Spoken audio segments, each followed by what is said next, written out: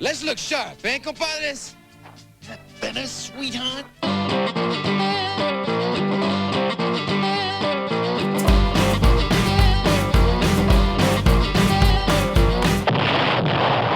Yo, Joes.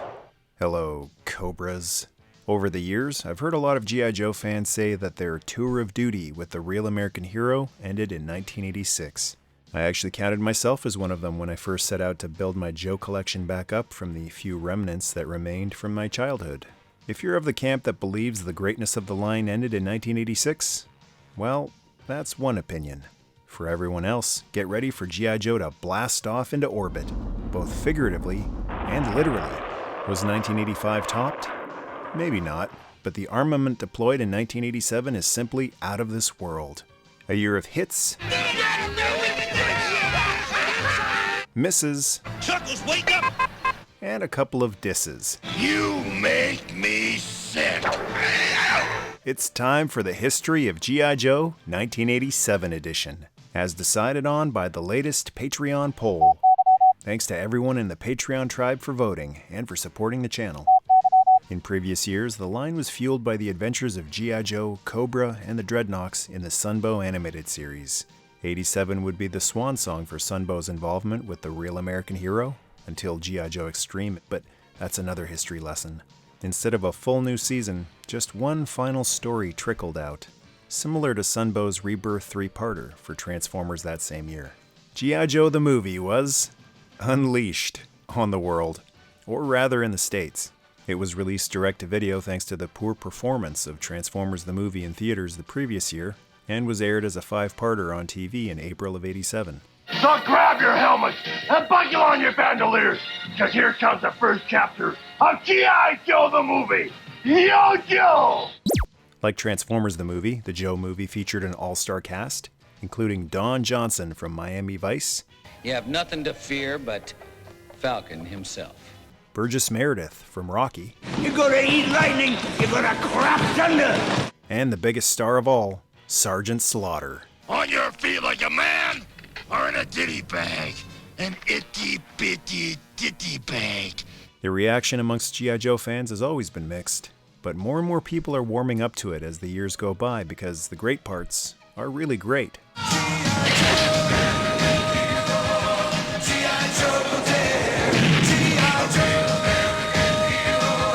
And serve to overshadow the not as memorable parts, or memorable for the wrong reasons. I was the man. Yes. Oh, yes. I got the incredible privilege to sit and watch the entire film with its uncredited writer.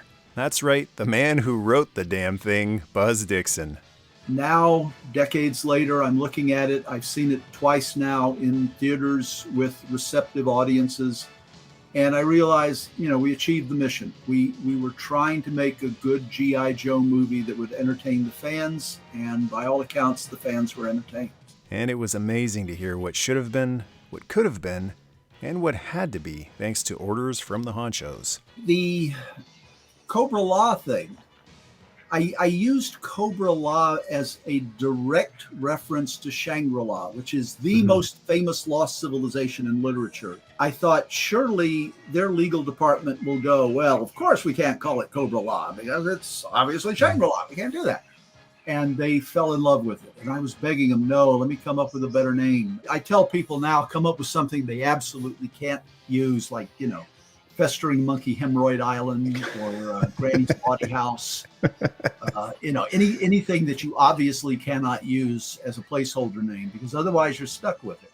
If you're on the fence about G.I. Joe the movie, or even on the side of the fence with the haters, I implore you to check out Mr. Dixon's full-length commentary. For those with no experience in the entertainment industry, it'll be an eye-opening account of how sometimes it is what it is, and you simply can't do what you'd prefer. Sometimes even when it would just take 5 minutes. We get into the recording booth, and Dick's doing a great job, and then he goes, Cobra, la, la, la, la, la, and I go, whoa, stop. I said, give me 5 minutes, I'll come up with a better battle cry. And they're going, no, it's fine, it's fine. I said, no, please, it is not going to work, trust me. Let me come up with a better battle cry, just give me 5 minutes. And, they were committed to it, so we went with Cobra, la, la, la, la, la, la, la. Cobra la la la la la la la la la la la la la. But if you never give up and stay till the fight's won, you may just end up with something that'll stand the test of time. Mutation, warts, and all. And over in the world of comics, Marvel picked up the slack left by Sunbow with a ton of titles. Follow the adventures of G.I. Joe in Marvel Comics. Go, Joe!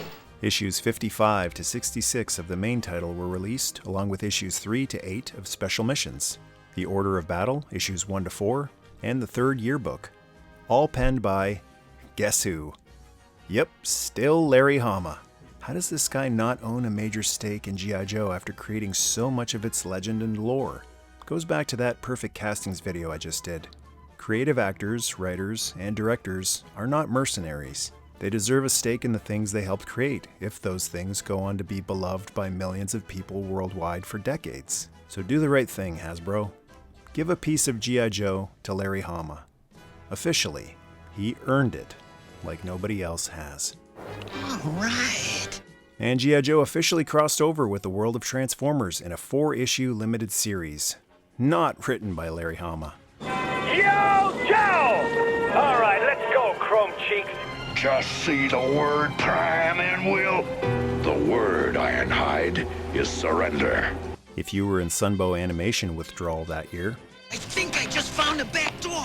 you could get a few glimpses of the 87 season that could have been, with brand new, all-original animated sequences used in the commercials for the comics as well as the toys, featuring the same voice actors from the animated series. Like taking candy from a baby. Get the shuttle complex ready for launch! Marvel wasn't the only company putting out Joe comics in 87 though. Blackthorn Publishing put out G.I. Joe in 3D.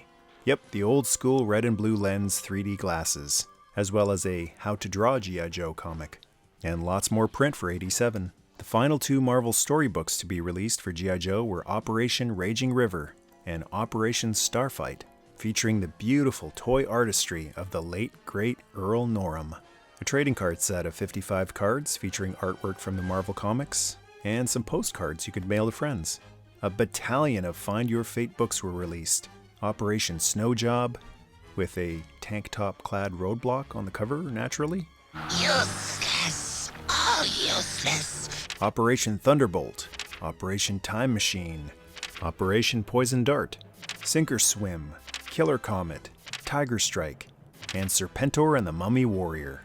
5 different coloring books, or if paint was more your thing, a paint by numbers kit. Milton Bradley put out 4 different puzzles. Would-be generals could keep their dossiers organized thanks to 3 different file folders. Diamond Publishing put out a sticker album. Hallmark put out Valentine stickers with the Heartthrob, Crazy Legs on the front. And before 3D Joe's was making glorious high-res Joe posters, the Western Graphics Corporation put out this 21 by 32 poster with the Green Beret waving Old Glory. Order versus a croc. My money's on the Shepherd. Let go, you dumb dog! Did you know there was a G.I. Joe magazine? I didn't. It first came out in late 85 and didn't return until early 87, putting out 4 issues that year filled with Joe and Joe-related articles, artwork, and stories like you'd find in the Marvel UK Transformers annuals, next to Joepedia and 3D Joe's for the intel. For people who thought Joe was on the decline in 87, Let's hope not. you wouldn't know it from all the merch that was released that year, and I'm not even talking about the toys. All that reading helped work up an appetite, so you could keep your rations fresh in this lunchbox with thermos, featuring the Defiant and some of the 87 recruits. You could dine on this Joe dinner tray, or toss it in this trash can if you weren't lucky enough to have Roadblock doing the cooking. And you could pretend to be Outback with this camo snack pack backpack. And this hot plate went along perfectly with it for your survival mission in the backyard, along with this sleeping bag to keep you warm at night. Some belts, or suspenders if you were more old-fashioned, a fanny pack, or belly bag, a watch, roller skates, bedroom slippers, a costume pattern, and some bandages if you weren't good at sewing. A lot of us regret burning some of our Joes in the 80s, but these Joes were meant to be lit up. You could celebrate your birthday in style with these party candles. And finally, an aircraft that could actually get some real height, a kite. and Joe joined the laser craze with the G.I. Joe Laser Battle and Laser Track and Attack Combat set. But all of that was just garnish for the main course, the Real American Hero toy line by Hasbro. G.I. Joe will return after these messages. Now, back to G.I. Joe. 17 single-carded figures were released in the regular line in '87, 11 Joes and 6 Cobras, along with 10 vehicle drivers, 5 Joes and 5 Cobras, a pair of 3-packs, 6 figures from a new subline, and 2 new mail-away figures, one that rivaled the Sarge in coolness for being based on a real-life person. They call in the fridge. They call in the fridge. And the other, my first disappointing experience with a mail-away. Plus, not a lot of vehicles, but 2 of the biggest Joe playsets ever built, both released in the same year. Kicking it off with the Cobras. He may have been turned into a snake in the movie, Do not be concerned! but despite being written off in the animated series, in the toy line, Cobra Commander finally got himself a getup that gave him a little more backbone on the battlefield thanks to his new battle armor. Or is that Fred? Cobra Commander, I found this in my hovercraft. One of my uniforms! Cobra's animal forces grew with the addition of Crocmaster, with his humongous crocodile, This is Charlie the Champion, real nice looking croc. and Raptor, with his falcon. Raptor, let's take off and attack! Cobra! Joe's got trouble. He's got it bad. A Rocky Balboa figure had been planned for the G.I. Joe line but never panned out. It's all right. No, little Marie, it ain't all right. But it seems his intended rival in the ring did hit the pegs. Big Boa was ready to KO any Joe crazy enough to step in the ring with him. Except, of course, the Sarge. There's the left. There's there with the right hand. The left hand. Oh, stop the fight. Down he goes. It's all over. He is knocked out. It didn't even bother the count. It was a vicious right hand. It came like a bolt. A big right hand ends the career of the former champion of the world. If he dies, he dies. The cast of zany Cobra characters grew with Crystal Ball, the hypnotist. And what would a year be without a carded Viper? The Techno Viper tried to put Cobra vehicles back together faster than the Joes could blow them apart. A 3-pack of Cobras was also released. Cobra La from the G.I. Joe movie. Included were a trooper, not just a pushover like Cobra Troops, Vipers, or Bats. These guys handed 2 of the toughest Joes, Quick Kick and Snake Eyes, their butts in the movie.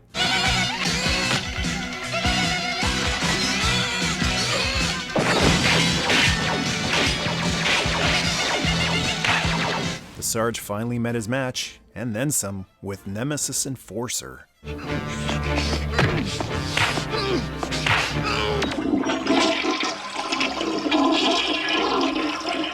And Globulus, with one of the weirdest body constructions of any Joe. He had a long, bendable tail. Hey, I said, where the hell you going? These would look more at home with an Inhumanoids collection than a Joe collection. Come on, let's start blasting them. No, wait. Maybe they'll start blasting each other. The bad guys got 9 vehicles that year. Another Dreadnought was added to their ranks with Zanzibar. Here comes Zanzibar! Hey, watch it! Guess what, mates? I discovered the Joe's rocket base! Who came with the air skiff, costing the Joes several thousands of dollars in dry cleaning bills. You can't escape the air skiff, mate! Hope I didn't dirty your nice uniform! And the Dreadnought Cycle was great for sending a pair of hooligans for a quick chocolate-covered donut and grape soda run. Recycle's ready! Let's destroy it! Watch out, Joe, cause trouble awaits you. The dreadlock cycle's gonna devastate you. Dreadnoughts! The Cobra vehicles that year ranged from goofy to gorgeous. With the new Cobra Pogo! Now it's in front of you, now it's behind! For goofy, the Cobra Pogo was a great way of getting around as long as you hadn't had lunch yet. I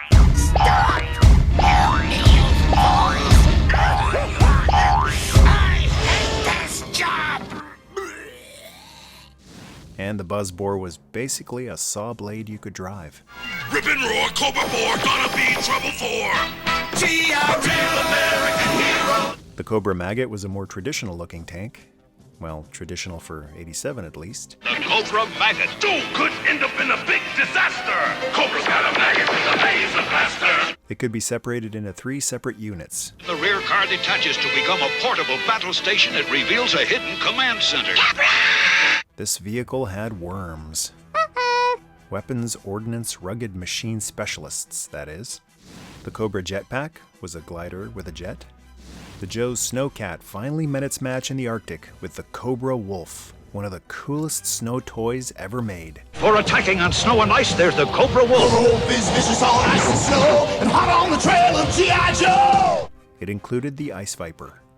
Another baddie beauty was the Cobra Sea Ray, their answer to the Joe's Shark. But now Cobra's got the Sea Ray. Sea Ray is a fighting machine, out to blast Joe to smithereens. Incredible Sea Ray splits to become a mini-sub and an armored glider. It could separate into 2 different units, and included the Sea Slug. And, can you hear it? The most epic attack chopper since Airwolf. But here's the Cobra Mamba. Cobra Mamba, its power is frightening. Out of the blue, it strikes like lightning. Seriously, just look at this thing. Bravissimo!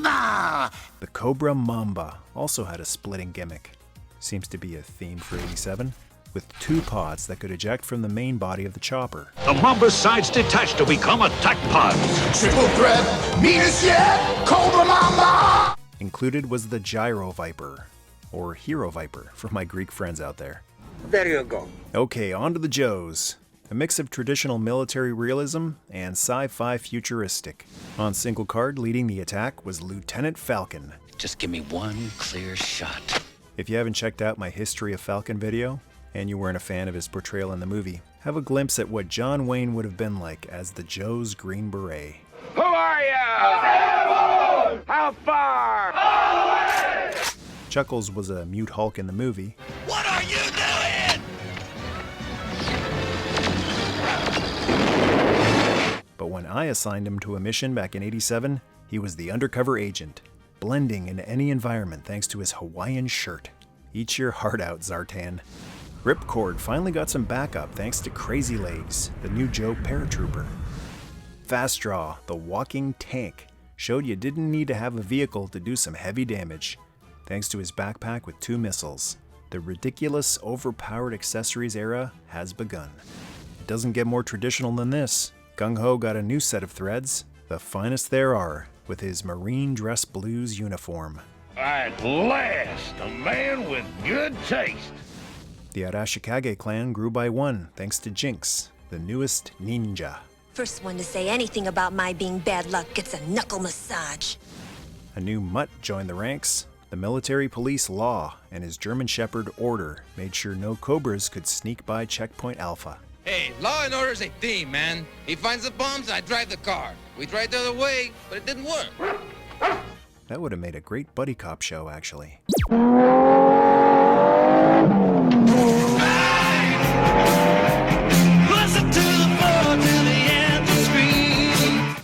Outback, the Survivalist, was a great throwback to the early days of G.I. Joe. You're right. And going in completely the opposite direction was Psych Out, with neon green and tech gadgets everywhere. The Joe's psychologist, he believed doing damage to the mind through paranoia was far more dangerous than doing damage to the body with bullets.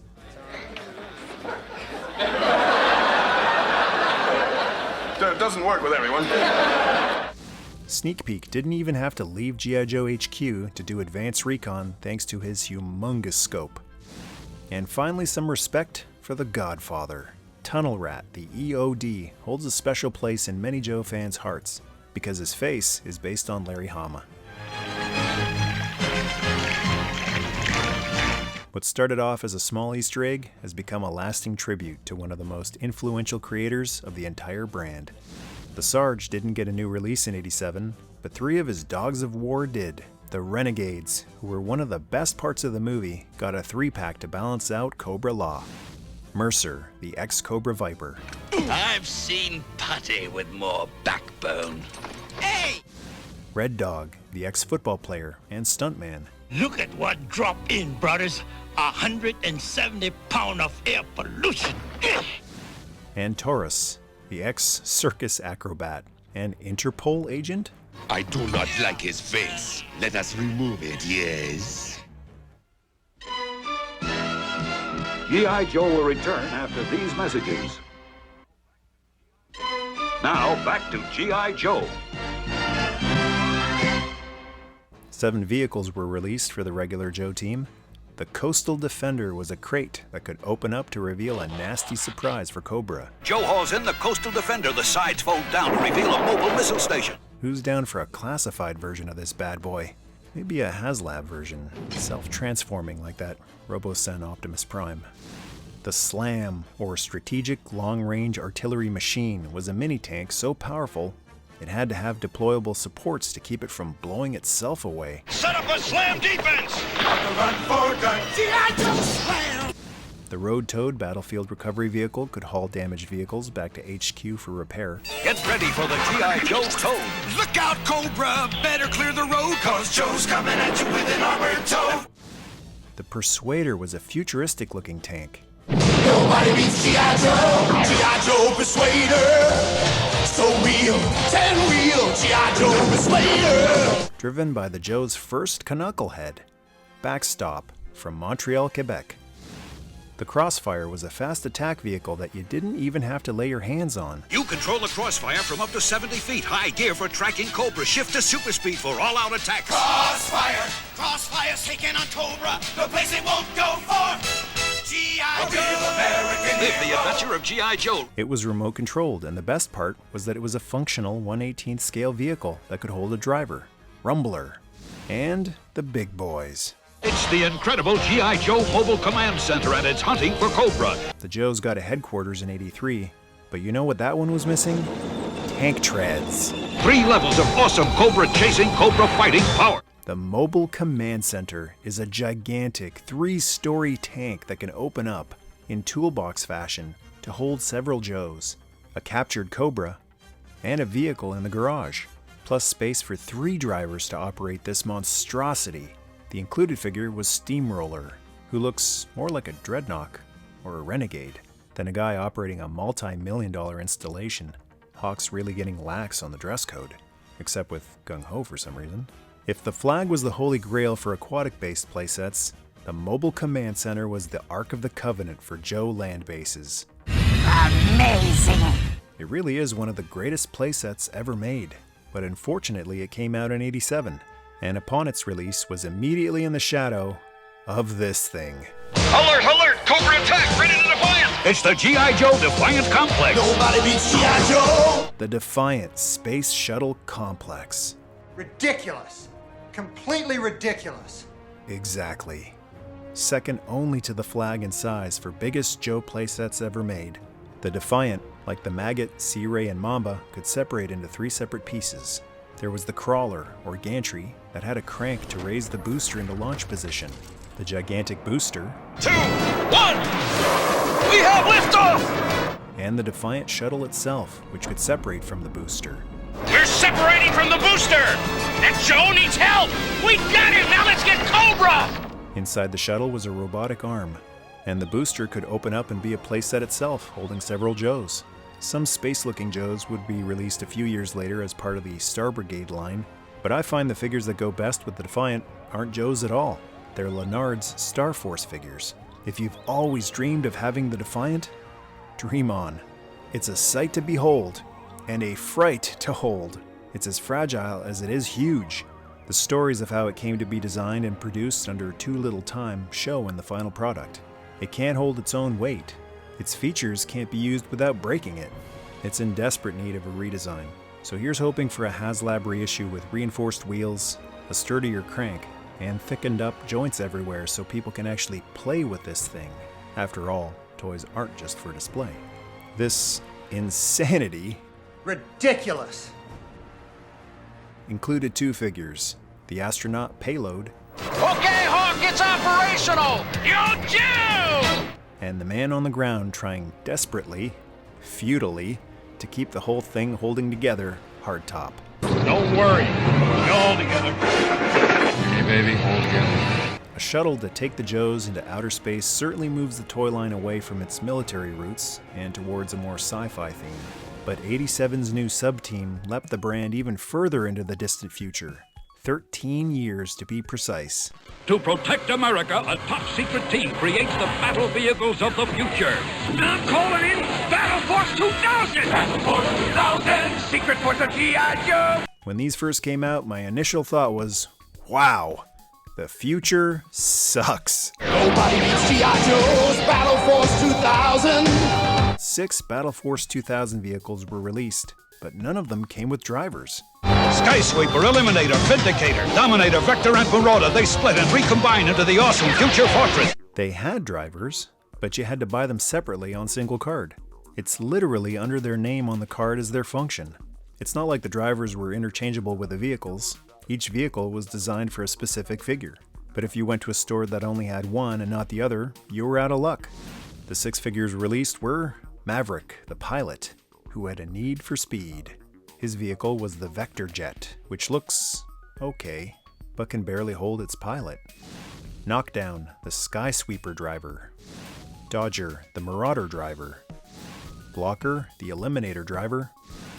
Blaster, the Vindicator pilot. And Avalanche, the Dominator driver, who gets a pass because, yo snow.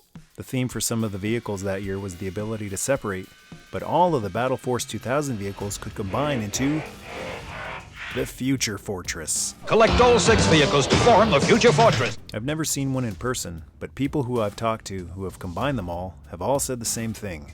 The future sucks, and so does this thing that poorly fits together. Great concept, poor execution. The figures have grown on me in recent years though, especially if they're used as a crew for the Defiant. They seem to fit in perfectly with its various areas, and their high-tech outfits go well with the whole space motif. Since the theme of 87 seemed to be more is more, instead of doing 1 mail-away figure, they offered 2. Watch out, Cobra. Fridge is coming through. William the Refrigerator Perry from the Super Bowl champion Chicago Bears of 86 became the second official real-life G.I. Joe after the Sarge to get a figure of his own. That's right, it's William the Refrigerator Perry. The Fridge is joined G.I. Joe. And you can get a free fridge. Here's how. Like with Sergeant Slaughter, you could mail away points that were included with some of the figures to send away for your free fridge figure. There's a lot of love for the Sarge in G.I. Joe, but I wish there was just as much for the fridge. He's getting mad. He's getting mean. He's breaking the line for the G.I. Joe team. That one registered 3.8. The refrigerator. I think he's just as cool as the Sarge, and I wish I had gotten him as a kid to tackle my Cobra Trooper, Crimson Guard, and Bad into oblivion, just like Da Bears used to. The Bears. But instead, I sent away for the other mail-away figure that was available in 87. Because I bought into the whole be the next Joe team member promotion. Steel Brigade was your chance to be a G.I. Joe yourself. Included with the order form was a questionnaire to make your own personalized Joe figure. It was one of the first really disappointing toy experiences I ever had, and the last figure I would mail away for a long, long time. It wasn't you as a G.I. Joe, it was a bunch of shortcuts and corners cut while being told it was something really special. This is an outrage. Kinda like getting peed on, but being told it's raining. It sucked worse than Battle Force 2000, because at least all of those were original molds. I thought all the info would be collected onto a nice, glossy, thick stock file card like the real Joes, but instead it was just a cheap-looking printout. There was nothing unique or personalized about the figure either.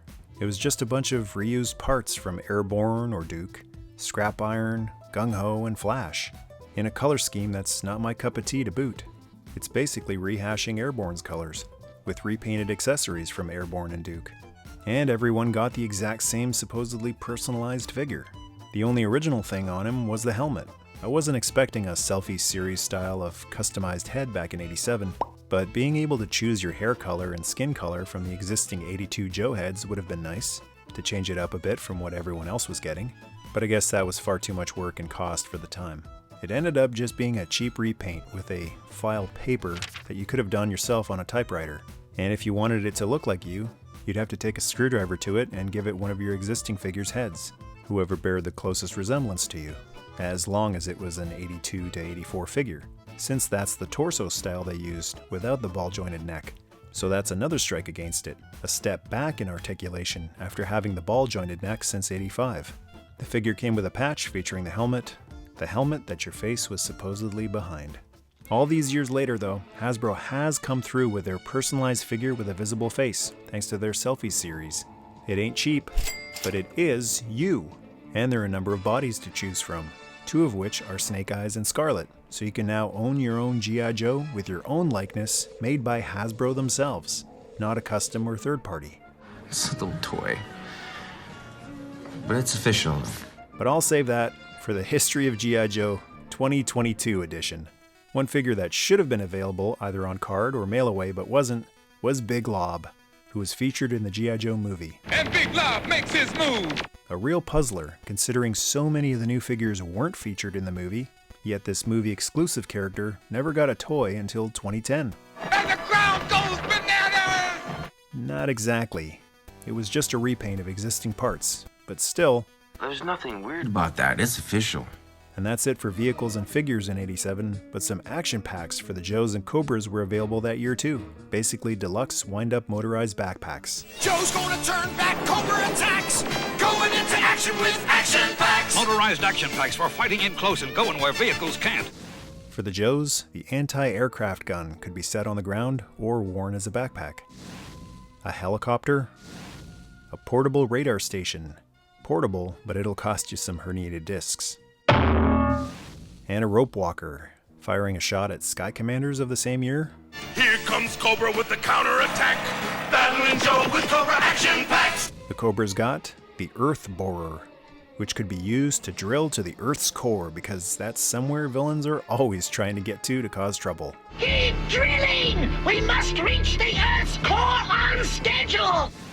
The Mountain Climber, to head Alpine off at the pass. The Pom-Pom gun, Cobra's answer to the anti-aircraft gun. And the Rope Crosser, another Sky Commanders style zipline thing. And Battle Gear Accessory Pack number 5 came out, helping replace some of those lost parts from 86 Joes and Cobras. And the first and last Vehicle Gear Pack, arming your depleted Snowcats, Devilfish, Triple T's, and Tomahawks with missiles and Snowpedos. And that's it for the History of G.I. Joe 1987 edition. Oh, what a pity. I was so enjoying the show. What do you think? Is 86 the high mark for G.I. Joe? Or was there still plenty of rocket fuel in the tank in 87? Share your grace in the comments space. Special thanks to 3D Joes, Yojo.com, and Joepedia for the historical intel. And thank you to the Patreon tribe for showing your support and keeping this channel in orbit. And thanks to the channel panel members for hitting join, much appreciated. Show off those channel member exclusive Cobra and Arashikage emojis in the comments. Hit the like to get a thanks from this mic. And to join the tribe, hit subscribe. Oh, and if you have any of the toys I showed in this video, don't forget to play. Those Joes and Cobras aren't just for display. Yo!